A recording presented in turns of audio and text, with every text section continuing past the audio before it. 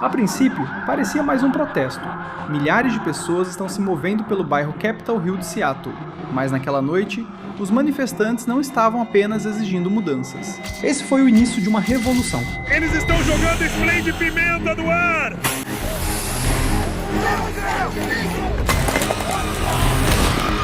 Manifestantes e anarquistas cercaram a delegacia leste do Departamento de Polícia de Seattle. A violência irrompeu entre os anarquistas e a polícia. E em 8 de junho de 2020, tudo muda.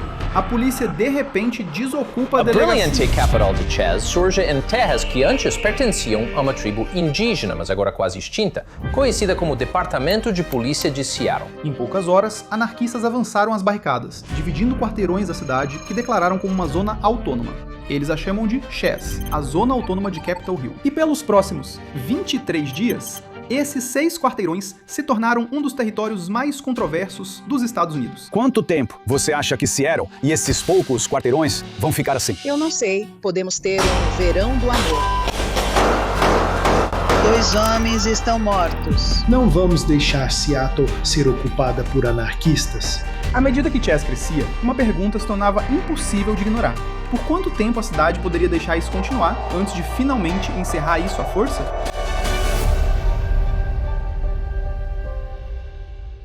Agora, novas reportagens sobre uma abordagem policial controversa que terminou em morte. Tudo registrado em vídeo. George Floyd repetidamente disse aos policiais que não conseguia respirar depois que um policial se ajoelhou em seu pescoço, prendendo-o ao chão durante uma prisão. E quase da noite para o dia, a América explodiu. Distúrbios nas ruas do centro de Seattle em resposta à morte de George Floyd. No começo, os protestos em Seattle pareciam iguais aos de qualquer outro lugar.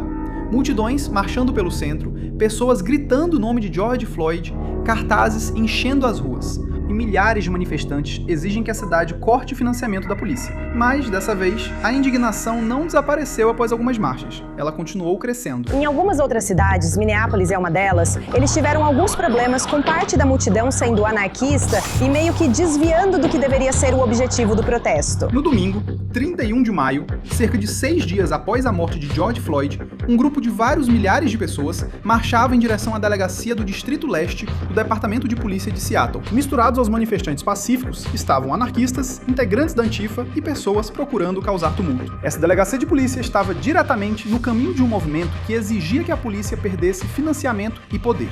Então, quando a multidão chegou, os policiais formaram uma linha do lado de fora da delegacia. Barreiras foram erguidas, os manifestantes avançaram e, pela primeira vez, isso não era apenas uma marcha passando pela cidade.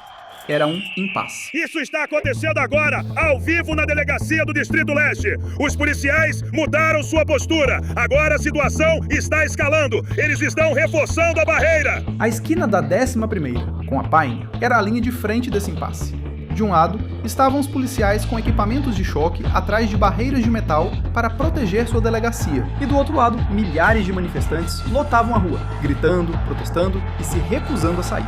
E, conforme a noite avançava, o espaço entre os dois lados começou a desaparecer. Agora começou! Agora é pra valer! Distrito Leste! Eles estão perdendo o controle! A polícia estadual está tentando abrir a barreira! Eles estão jogando spray de pimenta no ar! Fechem essa rua! Fechem essa rua! Droga! Eles me pegaram! Objetos foram lançados contra a polícia. Os oficiais revidaram com spray de pimenta, barreiras de contenção, bombas de efeito moral e gás lacrimogênio.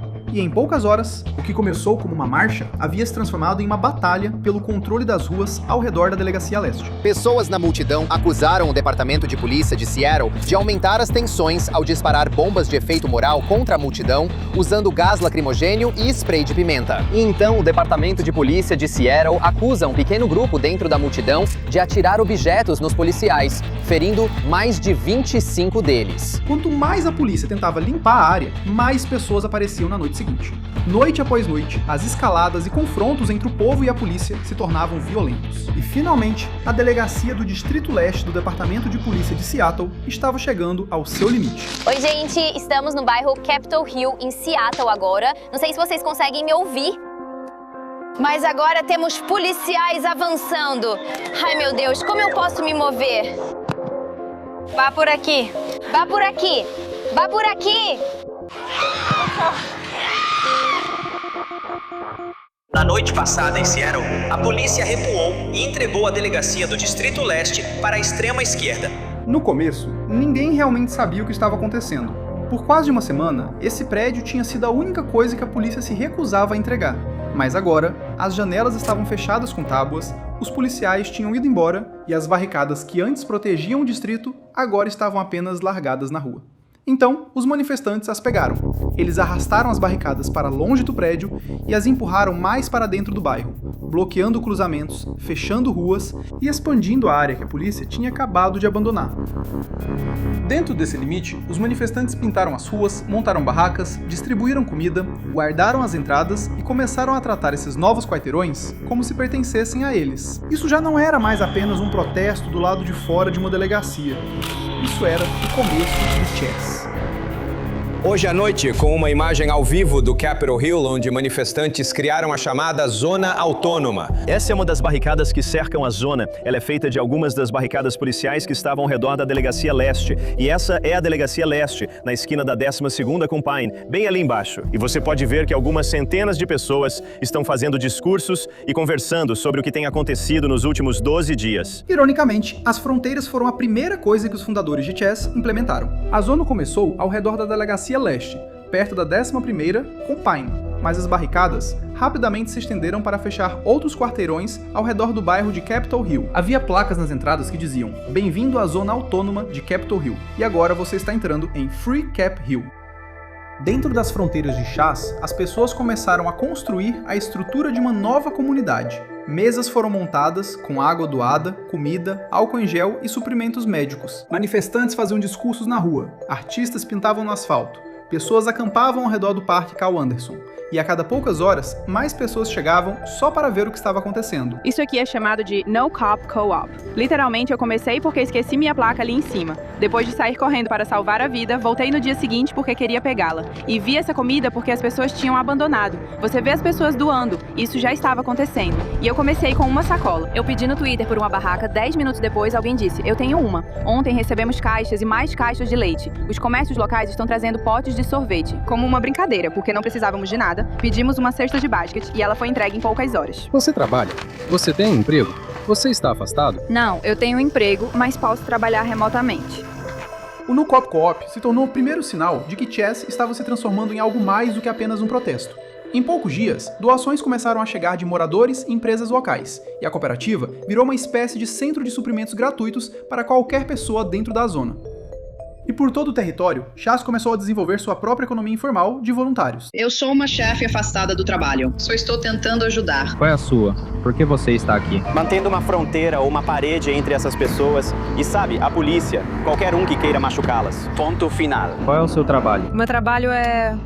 nada. Não, eu não tenho um trabalho no momento. Na verdade, eu pedi demissão para vir protestar. Depois que eles tornaram Chess habitável, os organizadores queriam que esse fosse um espaço onde pudessem ensinar, organizar e remodelar a forma como o bairro funcionava. Durante o dia, as pessoas se reuniam nas ruas para discursos e discussões políticas sobre racismo, policiamento e como seria um mundo sem a polícia tradicional. À noite, os mesmos quarteirões se transformavam em algo mais parecido com um festival. Havia música, arte, exibições de filmes, pessoas dançando na rua e multidões passeando só para ver o que era essa zona autônoma. Temos 4 quarteirões em Seattle, que você acabou de ver nas fotos, que estão mais para uma festa de bairro. Não é uma tomada armada, não é uma junta militar. Essa era a prefeita de Seattle, Jenny Durkan. Enquanto pessoas de todo o país assistiam aos primeiros dias da Chess, Durkan descreveu aquilo como algo mais próximo de uma festa de bairro do que de uma tomada armada. E para as pessoas dentro da Chess, isso realmente importava, porque se a prefeita não tratava a Chess como uma emergência, então a cidade não viria imediatamente para acabar com aquilo. Mas dentro do departamento de polícia de Seattle, eles tinham uma visão bem diferente. Você deve saber, deixar a delegacia não foi uma decisão minha. Vocês lutaram por dias para protegê-la. Eu pedi para vocês ficarem naquela linha dia após dia. No final das contas, a cidade tinha outros planos para o prédio. O prefeito de Seattle e o chefe de polícia estavam em um sério desacordo sobre como Chess deveria ser tratado. O departamento de polícia sabia que quanto mais tempo Chess permanecesse ali, mais difícil seria tratá-lo como uma festa de bairro pacífica, por causa das barricadas que protegiam as entradas. Se algo desse errado dentro de Chess, a polícia e os bombeiros não conseguiriam chegar ao local tão rapidamente. Se alguém fosse atacado, ferido, tivesse uma overdose ou até mesmo fosse baleado, realmente não haveria policiais ou bombeiros dentro de Chess. E provavelmente eles não conseguiriam chegar tão rápido com as barricadas no lugar. Para tentar resolver essa preocupação crescente, os moradores de Chess criaram sua própria equipe informal de segurança. Eles eram voluntários autoproclamados que agiam como vigilantes armados, patrulhando as ruas de Chess. Uma emissora local conseguiu imagens de vários guardas armados com fuzis de assalto. Eles estão pedindo identificação antes de deixar as pessoas entrarem. E a polícia recebeu relatos de que os guardas armados estão exigindo dinheiro de alguns estabelecimentos dentro da área deles. Toda a zona foi criada para remover a polícia armada de Seattle dessas ruas. Mas, quase imediatamente, as pessoas dentro de Chess criaram seu próprio esquema de segurança. Só que, dessa vez, as pessoas armadas não foram contratadas pela cidade. Elas não foram treinadas pela cidade, não foram avaliadas por ninguém e não prestavam contas a nenhuma cadeia de comando real. E como Washington é um estado que permite portar armas abertamente, alguns deles podiam ficar nas barricadas de entrada com rifles. Seattle passou a ser, em grande parte, uma questão de perspectiva. Isso é uma tomada de parte da cidade em sua maioria pacífica? É possível ter uma tomada pacífica? Ou seria uma ocupação? No quarto dia de Chess, agora em 11 de junho, Chess havia se transformado em uma comunidade completa. Havia comida, entretenimento, palestras, segurança e agora uma nova indústria. Mas Chess tem uma instituição funcionando, é o Departamento de Agricultura. Está ativo e operando. Os chazistaneses são um povo orgulhoso e independente e planejam se alimentar por conta própria. Dê uma olhada na primeira fazenda coletiva de chás. No Parque Cal Anderson, uma horta comunitária começou a tomar forma. Então, estamos aqui nas fazendas, nas hortas, e estamos preparando outra fazenda, eu acho. E nem estamos gerando emissões de carbono. Isso é ótimo. Este é o jardim. O que está escrito? Para negros, indígenas e seus aliados vegetais. E acima de tudo, na agricultura, distribuição de alimentos, educação, palestras e equipe de segurança, uma pessoa rapidamente se tornou o rosto do Chess. Na verdade, o país é comandado por um senhor da guerra / rapper chamado Raz. Agora mesmo, o mundo inteiro está assistindo. O que estamos fazendo está pegando fogo. Vamos ficar aqui todos os dias. Fazer barulho! Raz era frequentemente visto fazendo discursos nos primeiros dias de Chess, e o que se dizia nas ruas era que ele seria o líder não oficial da zona autônoma. Só que esse nunca foi o plano de Raz. Então, eu literalmente tenho, uns 5 desses funcionários do governo e o assistente do prefeito agora, literalmente todos vindo até mim. Ei, Raz, o que a gente precisa aqui? Podemos mover isso? Ei, Raz, o que você acha disso? O que você quer? Ei, podemos fazer isso? E eu literalmente fico por que vocês estão me perguntando o que podem ou não podem fazer? Eu não tô eu não tô no comando. Raz é o prefeito da cidade. Sabe, eles estão me tratando como se eu fosse o maldito prefeito. Mesmo que Raz continuasse dizendo que não estava no comando, o mundo lá fora continuava tratando ele como se estivesse no comando. E dentro de Chess, isso criou um problema. Uma zona autônoma centrada em não ter nenhuma autoridade oficial já estava começando a formar uma. Eu sei que mencionamos Rassimone. Há uma preocupação de que ele, na verdade, não represente todo mundo. E acontece que não houve uma eleição. Muitos dentro de Chess acreditavam que não precisavam de uma pessoa no comando. O objetivo inteiro era criar um espaço sem a mesma hierarquia, controle policial e autoridade do governo que existiam fora de suas próprias fronteiras. Por volta dessa época, os organizadores também decidiram mudar o nome da zona de Chess para SHOP, que agora significa Protesto Organizado de Capitol Hill. Esse novo nome soava menos como se eles estivessem tentando formar seu próprio país, mas essa nova estrutura só funcionava enquanto nada desse seriamente errado, e, na noite de 20 de junho, deu errado. Pouco depois das 2 da manhã, as pessoas se reuniram na 10ª, com a Pine, perto do Cal Anderson Park. Uma briga começou entre Horace Lorenzo Anderson Jr., de 19 anos, e outro adolescente chamado Marcel Long. Segundo testemunhas oculares, Long se aproximou de Anderson com uma arma de fogo. Anderson recuou e começou a correr. Anderson acabou sendo derrubado e espancado no chão. Pessoas próximas tentaram segurar Long, mas ele conseguiu se soltar e atirou em Anderson depois que ele já havia sido espancado no chão. O que está acontecendo? Às 2h19 da manhã, as primeiras ligações para o 911 começaram a chegar. As pessoas estavam relatando tiros dentro do chopper. Testemunhas carregaram Anderson até a tenda de socorristas voluntários no estacionamento na 10ª, com a Pine. O socorrista começou a atendê-lo, mas ele estava em estado grave. E eu vi um ferimento de bala no braço dele, então tirei meu moletom e amarrei em volta do braço dele, acima do ferimento. para fazer um torniquete e tentar conter o sangramento. Ao mesmo tempo, a polícia e os bombeiros de Seattle estavam tentando descobrir para onde ir. As equipes dos bombeiros chegaram primeiro, mas tiveram que esperar a polícia chegar para garantir a segurança do local antes de poderem agir. A polícia disse que não conseguiu entrar imediatamente na shop por causa das pessoas que bloqueavam a polícia nas barricadas. Eu ouvi algumas discussões sobre, pessoas estão feridas, precisamos deixar os paramédicos levarem elas. E ouvi, de novo, gritos altos e cantos para manter a posição, para não deixar ninguém entrar na shop. As pessoas na entrada da shop estavam em conflito. Toda a zona autônoma deles foi construída em torno da ideia de manter o departamento de polícia de Seattle fora. Mas agora os paramédicos não entrariam a menos que a polícia primeiro garantisse a segurança do local. Por causa de toda a resistência, os operadores disseram aos socorristas da shop para levarem a vítima para fora da shop e até o cruzamento da Broadway com a East Pine Street. Os socorristas voluntários colocaram Anderson na traseira de uma caminhonete e foram até o cruzamento, esperando encontrar uma ambulância, mas relataram que não havia nenhum veículo de emergência esperando por eles lá. Os socorristas voluntários então continuaram e levaram Anderson às pressas para o Harborview Medical Center, onde infelizmente ele foi declarado morto às 2h53 da manhã. Menos de 1 hora depois dos disparos. Alguém deveria ter ajudado meu filho. Ele precisava de ajuda. Ele precisava de paramédicos. Ele precisava que a polícia viesse e alguém deveria entrar. Ajude meu filho. Se uma ambulância pudesse ter vindo, ele teria chegado lá muito antes e eu acho que provavelmente estaria em uma condição muito melhor. Quando os investigadores começaram a procurar o atirador, Marcel Long já tinha ido embora. Long já havia fugido do estado de Washington antes de sua identidade ser revelada, mas lá dentro da shop, a noite ainda não tinha acabado. Apenas alguns minutos depois que Anderson foi declarado morto no hospital, outra ligação para o serviço de emergência foi feita. Desta vez, quem ligou está relatando um segundo tiroteio na esquina da 11 com a East Pike. Um homem estava deitado no capô de um Toyota Highlander cinza. O nome dele é Dwan Young. Yandy tinha ouvido o primeiro tiroteio e tentou sair da área, mas quando chegou na esquina da 11 com a Pike, ele disse que um grupo de homens o cercou. Young então se tornou a segunda vítima da noite. Então, basicamente eu fui baleado por... Eu não tenho certeza se eles eram Proud Boys ou da KKK, mas as palavras que eles usaram foram "segura isso" e atiraram em mim. Eles ficaram em cima de mim e continuaram atirando. E eu tentei me proteger e acabei levando um tiro no braço.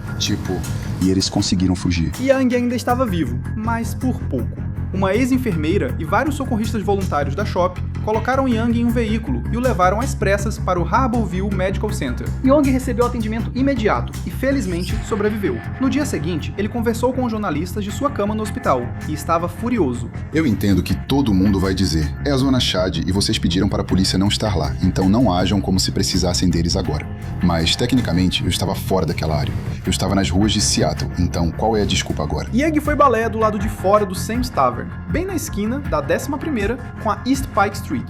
Ele estava logo fora dos limites da shop e ficou chateado porque a polícia não estava lá para impedir que o tiroteio acontecesse. Mas no dia seguinte, enquanto Young teve a sorte de estar vivo, a família de Horace Lorenzo Anderson Jr. estava de luto pela perda do filho. E na manhã de 21 de junho, a shop passou a ser vista de forma diferente pelas autoridades da cidade. A emergência exata que a polícia havia alertado finalmente aconteceu. Várias pessoas foram baleadas dentro da zona. Os socorristas tiveram dificuldade para chegar ao local e as pessoas dentro da shop tiveram que improvisar seu próprio resgate. Mas a cidade não vai permitir que a violência armada continue à noite nos arredores de Capitol Hill. E se as pessoas continuarem no parque, vamos considerar medidas adicionais para garantir a segurança da comunidade. Mas menos de 48 horas depois, a violência continuou. Na noite seguinte, em 21 de junho, uma marcha de protesto estava retornando ao Capitol Hill. Foi quando as ligações para o 911 começaram a relatar tiros no Carl Anderson Park. A polícia e os bombeiros de Seattle, posicionados na periferia da shop, tentavam encontrar uma maneira segura de alcançar a vítima. Mas, quando chegaram ao local, a vítima já não estava mais lá. Ele também foi levado ao Harborview Medical Center, em um carro particular. Ele tinha apenas 17 anos. Foi baleado no braço e sobreviveu. Mas, quando os detetives tentaram interrogá-lo, ele se recusou a falar. E com relatos conflitantes de ainda mais tiros naquela noite, a situação dentro e ao redor da Shop estava se tornando cada vez mais difícil de controlar. Os organizadores estão pedindo para as pessoas deixarem o parque atrás de mim e se moverem para cá, para a calçada em frente à delegacia leste da SPD. Eles dizem que não querem mais pessoas espalhadas por essa área à noite. Para combater essa situação cada vez mais violenta, muitos organizadores da Shop queriam consolidar a zona autônoma em apenas um quarteirão principal. Isso ajudaria a tornar a Shop mais fácil de controlar. Os funcionários da cidade sabem que a zona autônoma não poderia durar muito mais tempo, mas também sabem o que aconteceria se eles entrassem à força. O melhor cenário seria que os manifestantes saíssem por conta própria, mas isso não parecia estar acontecendo. Nós temos 4 exigências básicas, que é ajudar a comunidade negra como um todo. Queremos mudanças em todo o sistema. Queremos mudanças para tudo que não é justo aqui fora. E tem muita coisa assim. Agora, ouvimos que os manifestantes estão negociando com as autoridades. Eles deveriam ter influência para negociar em uma cidade onde, teoricamente, não deveriam ter nenhum controle? Mas enquanto os manifestantes e as autoridades da cidade discutiam sobre o que a Shop deveria se tornar, a violência avançava mais rápido do que as negociações. Antes do amanhecer do dia 23 de junho, tiros foram disparados novamente. Pouco antes das 5 da manhã, a polícia recebeu outro relato de disparos na parte norte do Parque Carl Anderson. Um homem na casa dos 30 anos foi atingido. Felizmente, ele sobreviveu ao tiroteio, mas, mais uma vez, a investigação imediatamente esbarrou no mesmo problema. A vítima não deu à polícia uma descrição do atirador e não explicou o que aconteceu antes do tiroteio.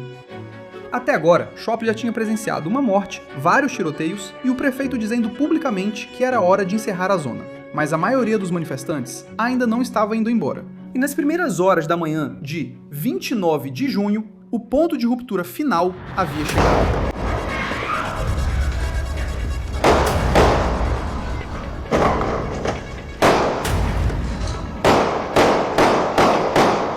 Tiros estão sendo disparados e as pessoas estão correndo. Há gritos sobre vários veículos, vários atiradores e um jipe branco roubado.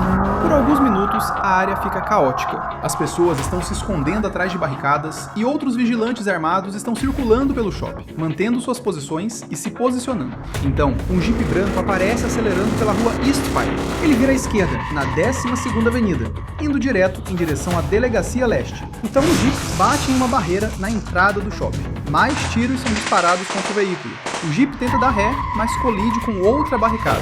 Novamente, mais tiros são disparados em direção ao carro. Dentro do jipe estão 2 adolescentes. Um é Antônio Mays Jr., de 16 anos, e o outro é Robert West, de 14 anos. Ambos foram baleados. Pessoas correm em direção ao jipe e os retiram de lá. Socorristas voluntários estão prestando atendimento a eles na rua, mas, mais uma vez, nenhuma ambulância entra diretamente no shopping. Os 2 garotos são colocados em carros particulares e levados às pressas diretamente para o Hablville Medical Center. Robert chega primeiro e os médicos conseguem tratar seus ferimentos de bala. Apesar de ter sido atingido várias vezes, Robert acaba sobrevivendo. Mas quanto a Antônio Mais, infelizmente, ele já estava morto quando chegou ao hospital. 2 homens estão mortos e uma criança. Um menino de 14 anos está hospitalizado e nós não sabemos o que vai acontecer com esse garoto. Você pode ver que aquele Jeep branco sobre o qual estamos noticiando a manhã toda ainda está aqui no local. Uma das coisas mais marcantes que estamos percebendo é que há muitos buracos de bala nesse carro. A cidade de Seattle então começou a preparar seu movimento final. Pouco antes do nascer do sol, em 1º de julho, a prefeita Jenny Durkan assinou uma ordem de emergência. Os quarteirões ao redor do Carl Anderson Park e do East Precinct foram declarados como área de aglomeração ilegal. Qualquer pessoa dentro da zona recebeu ordem para sair, e desta vez a cidade não estava esperando por voluntários, organizadores ou negociações para terminar. A polícia de Seattle começou a avançar ao amanhecer. Vocês têm 5 minutos para se dispersar. Estamos bem no meio disso agora, pessoal. Aqui é a 12 com a Pine. Estamos bem em frente ao East Precinct, bem na esquina. Este é o núcleo da zona Chop Chess. Vocês podem ouvir aquelas barracas. Recuem. Eu acho meio louco porque as pessoas estavam em suas barracas, estavam dormindo, e ver eles realmente arrastando as pessoas para fora das barracas e tudo mais é loucura para mim, porque as pessoas estavam só tentando ficar aqui embaixo. Mas eu também entendo por que eles estão aqui, por causa da violência. A gente sabia que isso ia acontecer, sabe o que quero dizer? Por causa daquela violência. Então a prefeita Jenny teve que fazer alguma coisa. Em poucos minutos, as ruas ao redor da Delegacia Leste não estavam mais sob controle do shopping. Agora, elas estão sob controle do Departamento de Polícia de Seattle. Os policiais avançaram pelos mesmos cruzamentos que os manifestantes haviam bloqueado por semanas. E atrás deles, Equipes da prefeitura estavam desmontando as estruturas físicas e as barracas do shopping. Mas quando as barricadas finalmente foram removidas, 2 pessoas já tinham perdido a vida. Várias outras haviam sido baleadas. E a zona sem polícia desmoronou diante da única coisa que ela não podia controlar: violência dentro de suas próprias fronteiras. Mas Seattle não foi a única cidade americana onde a violência estava desenfreada em 2020. Em Nova York, um tipo diferente de guerra estava se desenrolando. Uma guerra entre gangues, rappers de drill e bairros com fronteiras invisíveis. Confira meu vídeo sobre a guerra de gangues em Nova York mapeada.